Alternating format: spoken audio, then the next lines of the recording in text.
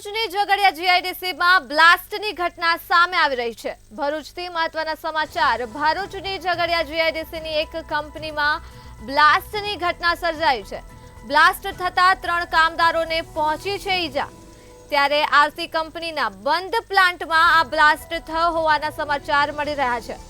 તો કેમિકલ પ્લાન્ટમાં સફાઈ દરમિયાન થયો છે બ્લાસ્ટ તેવી માહિતી મળી રહી છે। સાથે જ 2 કામદારોની હાલત ગંભીર હોવાની પણ છે માહિતી।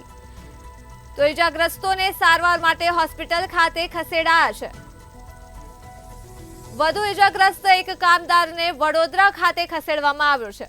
તો આ સમગ્ર ઘટના હાલ પ્રકાશમાં આવી રહી છે। ભરૂચથી ભરૂચની ઝઘડિયા જીઆઈડીસીની કંપનીમાં બ્લાસ્ટ થયો છે। ત્યારે બ્લાસ્ટ થતા 3 કામદારોને પહોંચી છે ઈજા। તો આરતી કંપનીના બંધ પ્લાન્ટમાં બ્લાસ્ટ થયો હતો। ત્યારે કેમિકલ પ્લાન્ટમાં સફાઈ દરમિયાન બ્લાસ્ટ થયો હતો।